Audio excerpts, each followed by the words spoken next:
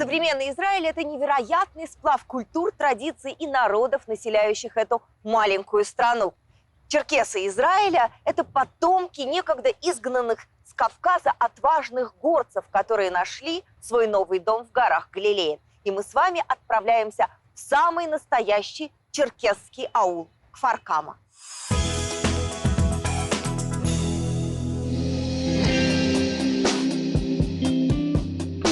История Кфар-Камы начинается почти 1,5 века назад, когда первые черкесские семьи поселились здесь, на тогда еще окраине Османской империи. Такие узкие улочки напоминают типичный аул. После столетней Кавказской войны адыги были вынуждены, большая часть народа, покинуть свою родину и переселиться в Османскую империю. Ну а турки уже их переселяли по окраинам, в том числе и вот сюда, в деревню Кфар-Кама, используя их невероятный опыт ведения боевых действий, их абсолютное бесстрашие. Турки их селили здесь для того, чтобы провести границу между враждующими арабскими кланами. И черкесы с этой задачей на первом этапе справлялись очень хорошо. Ну а когда позже сюда приезжают евреи в конце 19 века, черкесы охраняют первые еврейские поселения. И хорошие отношения между адыгами и евреями сохранились и до сегодняшнего дня. Оказавшись вдали от родных очагов, черкесы сумели сохранить не только язык и традиции своего народа, но и связь с оставшимися на Кавказе соплеменниками. Удивительно, как, несмотря на то, что народ оказывается вдруг в какой-то момент истории оторван от корней, он умудряется сохранять полностью свои традиции, уклад жизни. И здесь есть семьи, которые могли бы служить как бы мостиками между исторической родиной Адыгеи и Кфар-Камой, находящейся в Израиле. Эта семья живет вот в этом доме, и мы сейчас познакомимся с этими людьми. После восстановления дипломатических отношений между Израилем и Россией многие израильские черкесы совершали путешествия на родину предков. Израильтянин Аарон и россиянка Мариетта познакомились в Майкопе. Я приехал на Кавказ на семинар и встретил там Мариетту. Вернулся в Израиль, и мы поддерживали связь по телефону более 3 месяцев. Набравшись духу, я снова приехал к ней и сделал предложение. Я очень волновался, встретившись с ее родителями, и пообещал, что Мариетта найдет в Израиле не только новый дом, но и новых отца, мать, братьев, сестер, обретет настоящую семью. Пара поселилась в Кфар-Каме, но, несмотря на переезд в другую страну, Мариетта сразу почувствовала себя дома. Здравствуйте, Мариетта.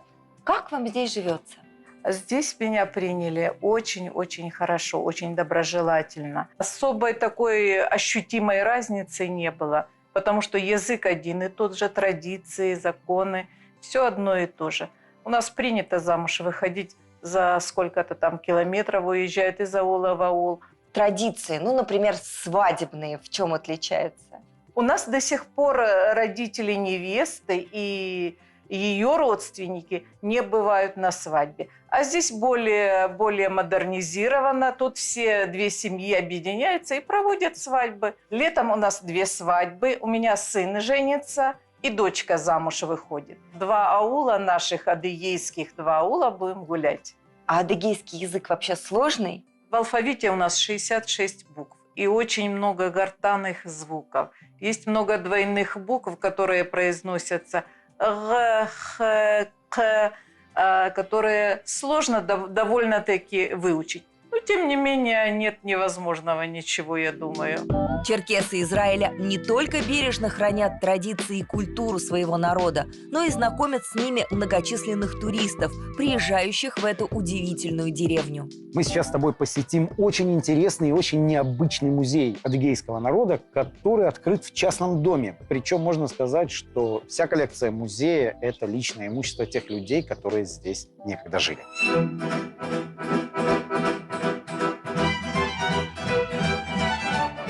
Зоэр Тхауха основал небольшой музей в доме, унаследованном им от предков.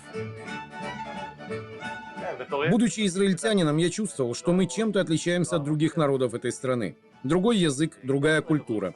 На протяжении долгих лет мы сохраняли свою уникальность, гордясь своим происхождением. И я решил, что очень важно не только познакомить людей с историей моего народа, но, создав этот музей, помочь нашей молодежи не забыть свои корни, сохранив связь поколений. Для меня этот музей – это еще и личная история. Мы, черкесы, очень сдержаны в своих эмоциях. Я даже не помню, плакал ли я хотя бы в детстве. Но когда я встречаю здесь посетителей и рассказываю им историю моих родных, я снова переживаю те дни, которые я провел в доме своей бабушки.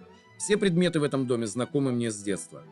Например, вот этот большой кувшин, который стоял во дворе с чистой водой, и каждый мог утолить жажду. Кружка, маслобойка – все это не только наследство, доставшееся мне от бабушки, но и наследие нашего народа.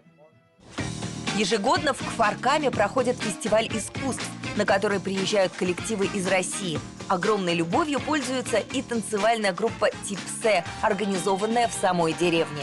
Старый центр деревни, словно памятник стойкости и гордому духу адыгов, прошедших многовековые испытания и сохранивших свои традиции на чужбине. Удивительно, здесь все из черного камня, это базальт, совсем нестандартный, в общем, материал для строительства. Камень этот добывался недалеко от Твери, где его очень много. Ну а кроме того, надо сказать, что базальт, наверное, лучше всего характеризует душу черкесского народа. Такой же твердый и вечный, как сами адыги. Я много где была в Израиле, но мне кажется, что здесь какая-то запредельная чистота и ухоженность. С 1982 года деревня Кфар-Кама постоянно, каждый год удерживает место самого чистого населенного пункта Израиля. И объясняется это очень просто. Когда хозяйка заканчивает убирать у себя, она убирает во дворе, после этого выходит на улицу и убирает ту часть улицы, которая прилегает к ее забору. Таким образом, в деревне всегда чисто, аккуратно и очень уютно. Приехав в Эрец-Исраэль, черкесы привезли не только архитектуру и песни, трудолюбие, навыки земледельцев и скотоводов помогли крепко пустить корни на новой родине. Насколько видит глаз, все это наши поля. Когда-то черкесы были в основном земледельцами, и, приехав сюда, наши предки ими и оставались. Пшеница, оливки, миндаль. Мы народ природы, который любит простор, горы, солнце. Мы всегда помним, что наш национальный очаг там, в Адыгее, Кабардино-Балкарии. Но даже если завтра наш народ снова воссоединится на Кавказе, мы никогда не забудем землю Израилю, ставшую нам настоящим домом. Черкесы Галилеи – это врачи и офицеры силовых структур, адвокаты и учителя, крестьяне и ученые. Маленький осколок великого народа, ставший настоящей частью современного Израиля.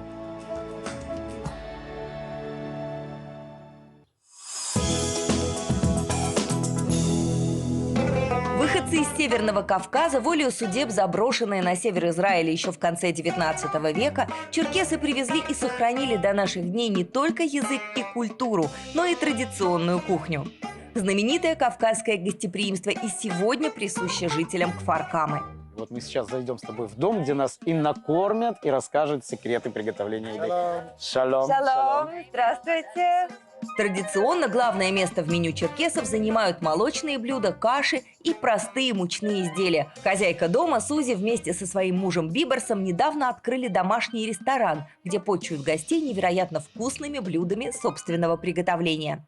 Какие блюда вы сейчас будете готовить, характерные именно для национальной кухни черкесов? Еда, которую мы приготовим сегодня, это старинное национальное блюдо – натыв пасте или кукурузная каша. Неприхотливый и тяжелый крестьянский быт не располагал к долгой и изысканной готовке. Но со временем простая деревенская каша стала одним из востребованных блюд в меню домашнего ресторана. В кашу мы добавляем разные смеси. Например, омлет с зеленым луком и адыгейским сыром или кусочками куриного мяса и грибами. Ох, выглядит прекрасно. Отличное блюдо для завтрака. И для обеда, по-моему, тоже. И для ужина. Но не кашей единый жив человек. И гостеприимные хозяева ставят на стол дымящуюся кастрюлю. Это похоже на вареники с адыгейским сыром, приправами и зеленым луком. Так получается, что и равиоли родились на Северном Кавказе, так же, как и вареники. Ничего не знаю. Выглядит это как настоящий, прям чистокровные вареники. Самым неожиданным стал соус, который подают к этому блюду. Чили и острая паприка в оливковом масле и домашний йогурт. Как вкус? Это очень вкусно. Это действительно вареники, но внутри странная начинка, непривычная, вот эта сырная. Ого. И я тебе скажу, что в сочетании с чили это что-то экстраординарное. Все, что стояло в это утро на столе, сделано самими хозяевами. И нежнейший козий сыр, и оливки, и ароматное варенье, и просто восхитительные булочки. Это очень такая молочная кухня. Мы используем много молочных продуктов, мучных и кукурузу. Мясо только в редких случаях, когда собирается вся семья на праздники или когда приходят гости. Так сложилось очень давно, и мы просто следуем этой традиции. Когда вы открыли этот ресторанчик и почему? Я открыла этот бизнес во время первого локдауна. Сначала я просто готовила еду для своих друзей и родных. Потом появились другие заказчики. Сарафанное радио привлекало все больше и больше клиентов. У меня нет конкретного меню, как в ресторане. Просто я готовлю для своих гостей то же самое, что и для своей семьи. И принимаю их здесь, в своем доме, так, как это всегда было принято на Кавказе. Вы не устаете от такого количества гостей? Нет, я получаю настоящее удовольствие от приготовления пищи, от тех, кто приходит в мой дом. Я люблю то, что я делаю.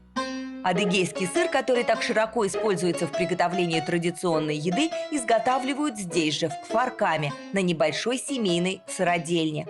Мы, конечно же, не могли пройти мимо.